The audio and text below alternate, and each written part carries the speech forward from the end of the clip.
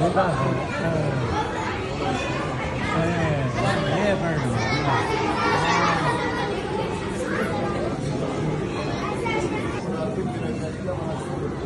tarbiyalar ko'rish, eng asosiy sog'lom bo'lib katta bo'lishlari uchun mana shu jonajon vatanimizda yoshlarimizga, farzandlarimizga, qizlarimizga, o'g'illarimizga juda katta sharoit yaratadi. Shuning uchun bugun sizlar mana birinchi mehmonlarimiz, man sizlarni mana shu birinchi mehmon bo'lganlaringizdan tabriklayman.